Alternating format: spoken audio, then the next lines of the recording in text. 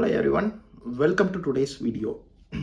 So இந்த video நம்ம என்ன பார்க்க போகிறோம் அப்படின்னா, கனடாவில் கடந்த 2.5 வருஷமாக சென்சேஷனாக பேசப்பட்ட ஒரு இமிக்ரெண்ட்டோட ஒரு ஸ்டோரியை தான் பேச போகிறோம்.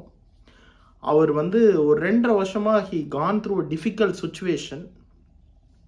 அவர் என்ன கோ த்ரூ பண்ணார், அவரை வந்து என்னால் புரிஞ்சிக்க முடியுது. அந்த சுச்சுவேஷனில் இருந்தால் நம்மளும் அப்படி தான் இருந்திருப்போமோ என்னவோ. ஸோ வந்து அதை பற்றின ஒரு டீட்டெயிலாக இன்றைக்கி வந்து அனலைஸ் பண்ண போகிறோம். வாங்க வீடியோக்குள்ளே போகலாம்.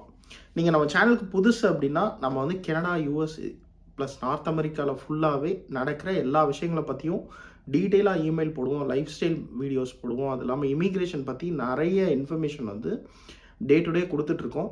ஸோ கண்டிப்பாக வந்து உங்களுக்கு ரொம்ப யூஸ்ஃபுல்லாக இருந்துச்சுன்னா சப்ஸ்கிரைப் பண்ணிவிட்டு நம்ம சேனலை ஃபாலோ பண்ணுங்கள். வாங்க வீடியோக்குள்ளே போகலாம்.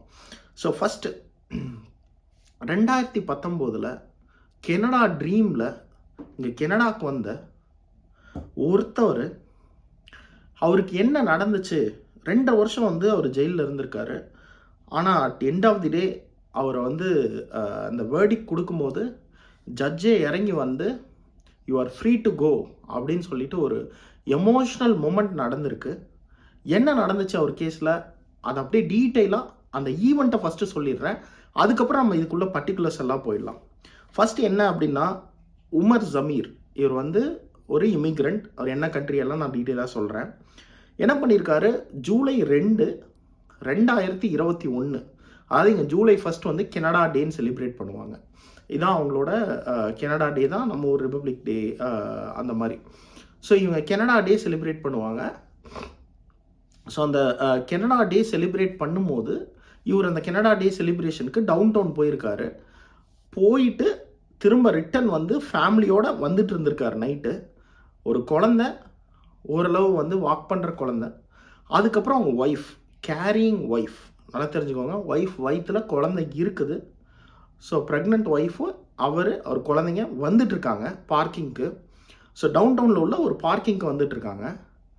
வந்துட்டு இருக்கும்போது அவங்க என்ன பார்க்குறாங்க, ஒரு ஹியூமன் வந்து ஃபுல்லாக ஸ்டாப் பண்ணியிருக்காங்க. யாரோ ஸ்டாப்னா கத்தியால் போட்டு சர்ன்னு ஒரு ஹியூமனை வந்து கிழிச்சிருக்காங்க. அதை வந்து அந்த ஃபேமிலி பார்க்குறாங்க. பார்த்த உடனே ஒரு பயத்தில், ஒரு பதட்டத்தில், நம்ம டக்குன்னு காரில் ஏறி போயிடணும், பயமாக இருக்குது அப்படின்னு சொல்லிட்டு டக்குன்னு காருக்கு ஓடி வராங்க. காரில் ஏறுறாங்க. அப்போ என்ன பண்ணுறாங்க, ஒரு 2 பேர் வந்து அப்ரோச் பண்ணுறாங்க. உமர் ஜமீரை வந்து 2 பேர் அப்ரோச் பண்ண ட்ரை பண்ணுறாங்க. இவர் என்ன நினச்சிக்கிட்டாரு, அவங்க 2 பேரும் வந்து கேங்ஸ்டர், ஏதோ வந்து கேங் வந்து நம்மளை ராப் பண்ண ட்ரை பண்ணுறாங்க. ப்ளஸ் அவங்க எடுத்துகிட்டு வந்த காரும் பார்த்திங்கன்னா ஒரு நார்மல் கார் மாதிரி தெரிஞ்சிருக்கு. ஓகே, கேங்ஸ்டர் அப்படின்னு சொல்லிட்டு அவங்ககிட்ட இருந்து தப்பிக்கிறதுக்கு அந்த ஒரு அவசரத்தில் நம்ம எல்லாருக்கும் அப்படி தானே தோணும். ஃபஸ்ட் இந்த பில்டிங் விட்டு வெளில போயிடுவோம். ஒரு இடத்துல ஒரு சம்பவம் நடந்துருக்குன்னா ஃபஸ்ட்டு அந்த இடத்த விட்டு வெளில போகணும். ஏன்னா அந்த குழந்தை ஒய்ஃபோடு இருக்காங்க. அப்படிங்கும்போது டக்குன்னு இதை விட்டு வெளில போயிடணும் அப்படின்னு சொல்லிட்டு என்ன பண்ணுறாரு, எடுக்க ட்ரை பண்ணுறாரு. வந்து சைடில் வந்து பார்த்திங்கன்னா அன்யூனிஃபார்மில் இருந்த, இதான் ரொம்ப ரொம்ப முக்கியம், இந்த கேஸ்க்கு ரொம்ப ரொம்ப முக்கியமான விஷயம். அன்யூனிஃபார்ம், அதாவது வந்து போலீஸ் ட்ரெஸ் இல்லாமல், போலீஸ் பேட்ச் இல்லாமல் 2 போலீஸ் ஆஃபீஸர், அதில் வந்து ஒரு லேடி ப்ளஸ் ஜெஃப்ரி நார்த்தப், அவர் தான் வந்து பார்த்திங்கன்னா இந்த விஷயத்தில் அஃபெக்ட் ஆன ஒரு பர்சன். அவரும் என்ன பண்ணியிருக்காரு, 2 பேரும் அவங்கள்ட்ட ட்ரை பண்ணியிருக்காங்க. என்ன பேசிஸில் அவர்கிட்ட வந்து பேச ட்ரை பண்ணியிருக்காங்க அப்படின்னா, அந்த ஸ்டாப் பண்ணாங்க இல்லையா, ஸ்டாபிங் பண்ண அந்த பர்சனோட ஐடென்டிட்டி வந்து அங்கே பார்த்தவங்க எல்லாரும் என்ன சொல்லியிருக்காங்கன்னா, இஸ் அ ப்ரௌன் மேன். உங்களுக்கு இந்த டேர்ம் வந்து கனடாக்கு நீங்கள் புதுசாக வரீங்க அப்படின்னா மோஸ்ட்லி ஏஷியன்ஸை தான் வந்து ப்ரௌன் மேன் அப்படின்னு சொல்லுவாங்க. ஸோ அதனால் வந்து இஸ் அ ப்ரௌன் மேன், அவரும் ஒரு ஏஷியன். அப்படிங்கும்போது என்ன பண்ணுறாங்க, அவரை வந்து அவர் தான் பண்ணியிருக்கலாம்னு ஒரு இன்வெஸ்டிகேட் பண்ண அங்கேருந்து வராங்க. அவங்க வந்து காருக்குள்ளே இருக்க குழந்தைங்களையோ இல்லை ஒய்ஃபையோ பார்க்கல. அவங்க வந்து இவரை மட்டும் பார்த்து நிறுத்த சொல்கிறாங்க. இவர் வந்து அதுலேருந்து எஸ்கேப் ஆகி வெளில போகணுங்கிறது தான் இவரோட குறி. என்ன அப்படின்னா, ஃபஸ்ட்டு வந்து அந்த பார்க்கிங்லேருந்து ரிவர்ஸ் எடுத்திருக்காரு. எப்படியோ வந்து எடுக்கும்போது அந்த ஆஃபீஸர் மேலே இடிச்சிருக்கு. அது வந்து அவருக்கு தெரியாது. உமர் ஜமீருக்கு வந்து அந்த ஆஃபீஸர் கீழே விழுந்தது தெரியாது. அவர் ரிவர்ஸ் எடுத்துகிட்டு போகும்போது அந்த ஆஃபீஸர் மேலே ஏறி போயிடுச்சு. ஆக்சுவலாக அந்த ஆஃபீஸர் வந்து ஹிடன் ஸ்பாட்டில் இருந்திருக்காரு. ஸோ அவர் மேலே ஏறி இறங்கி வெளில போயிடுச்சு. அந்த ஆஃபீஸர் ஸ்பாட் டெட். அவர் தான் வந்து ஜெஃப்ரி நார்த்தப். உடனே என்ன பண்ணுறாங்க, நியூஸில் வந்து ஹீஸ் அ சீரியல் கில்லர். கனடாவில் வந்து பார்த்திங்கன்னா இந்த போலீஸ் எல்லாம் நிறைய கில் பண்ணுறவங்க இவங்க தான் அப்படின்னு சொல்கிறதா இருக்கட்டும். அந்த டைமில் வந்து இப்போ கரண்ட் ஒன்டாரியோவோட ப்ரீமியர், அதாவது நம்ம ஊரில் சீஃப் மினிஸ்டர் சொல்கிற மாதிரி இங்கே ப்ரீமியர் சொல்லுவாங்க, அவர் கூட அன்வான்டாக ஒரு ஸ்டேட்மெண்ட் கொடுத்துருக்காரு. கண்டிப்பாக வந்து இதெல்லாம் வந்து ரொம்ப ரொம்ப தப்பு, போலீஸ்க்கு வந்து ரொம்ப சப்போர்ட் பண்ணி பயங்கரமாக பேசியிருந்து இவரை வந்து ரொம்ப திட்டியிருக்காரு. ஸோ இதெல்லாம் நடந்திருக்கு. எல்லா விஷயத்துலையும் போலீஸ்க்கு ஃபேவராக இருக்குது. ஆஸ் பர் லா போலீஸை வந்து நீங்கள் நோயிங்லி ஆர் அன்னோயிங்லி நீங்கள் வந்து இடிச்சிட்டிங்க அப்படின்னா அட்டம் டு மர்டர்னு எடுத்துப்பாங்க. லேட்டர் ஆன் வந்து நீங்கள் ப்ரூவ் பண்ணி நீங்கள் இல்லை இது எனக்கு போலீஸ்னே எனக்கு தெரியாது, அங்கே என்ன நடந்துச்சுன்னே தெரியாதுன்னு ப்ரூவ் பண்ணால் மட்டும்தான் அந்த கேஸ்லேருந்து வெளில வர முடியும். ஸோ உடனே என்ன பண்ணுறாங்க, அரெஸ்ட் பண்ணுறாங்க. அவங்க 2வது குழந்தை பிறந்ததை பார்க்க கூட அவர் இல்லை, ஜெயிலுக்கு போயிடுறாரு, டிடென்ஷன் சென்டருக்கு போயிடுறாரு. 3 வருஷமாக இந்த கேஸ் நடக்குது. இப்போ 2024 5 வாரம் கண்டினியூஸாக நடக்குது அந்த கேஸ். யார் யார் பார்த்தாங்க, என்னென்ன சிசிடிவி எல்லாத்தையும் எடுத்து டீட்டெயிலாக அனலைஸ் பண்ணுறாங்க. இங்கே கனடா இந்த கோர்ட்டில் வந்து பார்த்தீங்கன்னா ஜூரிஸ் அப்படின்னு இருப்பாங்க. அந்த ஜூரிஸ்லாம் என்ன பண்ணுவாங்க அப்படின்னா, அந்த அந்த ஜூரிஸோட ஒர்க் என்ன அப்படின்னு பார்த்தீங்கன்னா, ஜட்ஜ் வந்து ஒரு பக்கம் வாட்ச் பண்ணிட்டு இருப்பாங்க கேஸை, ப்ளஸ் அந்த ஜூரிஸ் எல்லாம் ஓட் பண்ணும். அவங்க வந்து என்ன சொல்லணும்னா, ஆமாம் இந்த கேஸ் வந்து he is guilty, he is not guilty. அப்போ வந்து ஜட்ஜ் வந்து ஒரு கேஸ் எழுதுறதுக்கு முன்னாடி அவங்களோட ஒப்பீனியனை கேட்பார். It's not necessary that he need to agree to them, but அவங்களோட ஒப்பீனியனை கேட்டு அது கூட ஜட்ஜை இன்ஃப்ளூயன்ஸ் பண்ணும். இந்த கேஸ் ட்ரையல் போகும்போது உமர் ஜமீர் வராரு, அவரோட ஒய்ஃப் வராங்க. எல்லாரும் என்ன நடந்துச்சு, ஏன்னா அவங்க ஒய்ஃப் அந்த இடத்துல இருக்காங்க, அப்படிங்கும்போது என்ன நடந்துச்சுன்னு சொல்லிட்டு ஒரு டீட்டெயில் அனாலிசிஸ் பண்ணி இப்போது 2 நாளுக்கு முன்னாடி அவரை அந்த கோர்ட்டில் you are free to go, sorry you gone through so much, அதுக்கு வந்து சாரி அப்படின்னு சொல்லி ஒரு ஜட்ஜ் சொல்லியிருக்காங்க.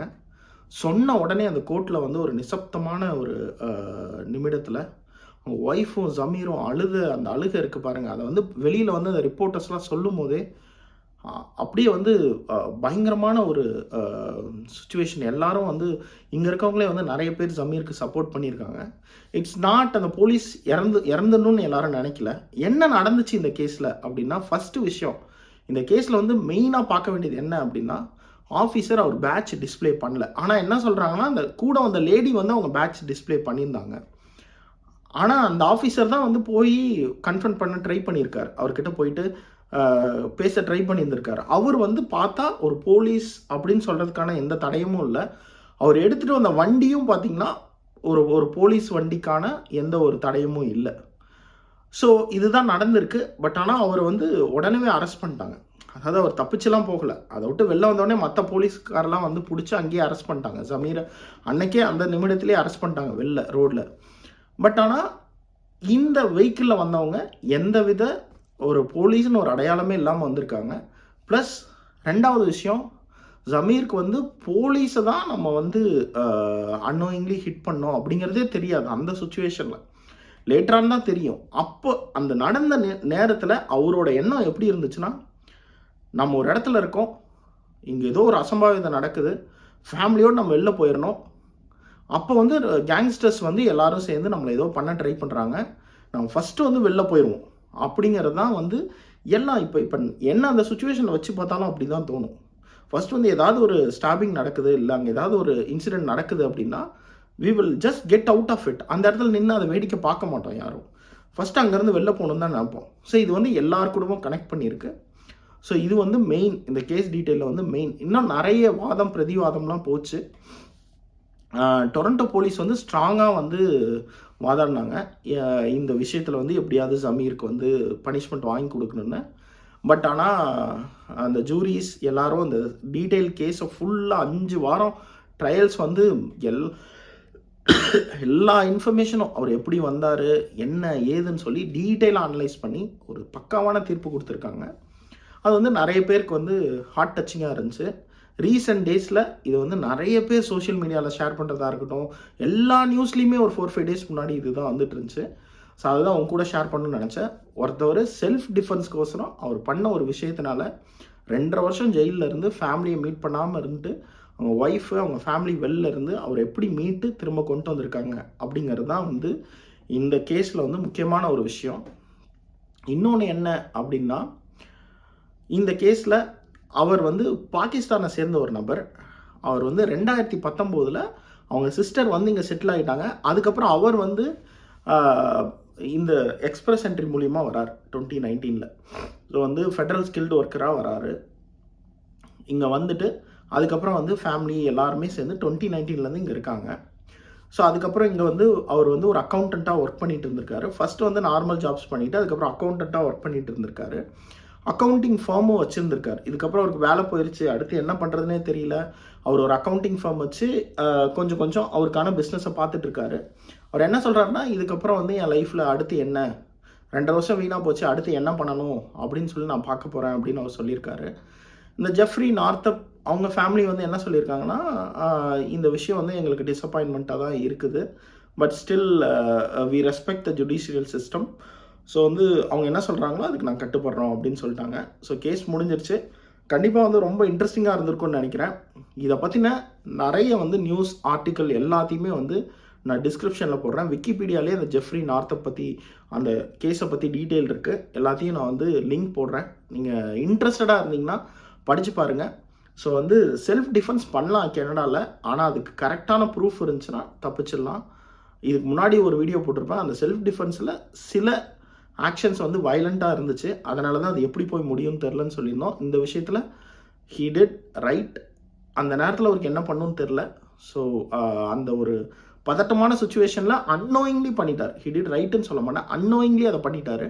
ஸோ அதனால் வந்து அவர் எப்படி வெளில வந்தார், என்ன நடந்துச்சு அப்படிங்கிறத உங்கள்கிட்ட சொல்லியிருக்கேன். கண்டிப்பாக உங்களுக்கு பிடிச்சிருக்குன்னு நினைக்கிறேன். ஸோ நம்ம இன்னொரு நல்ல வீடியோவில் மீட் பண்ணுவோம். Until then by from Tamil.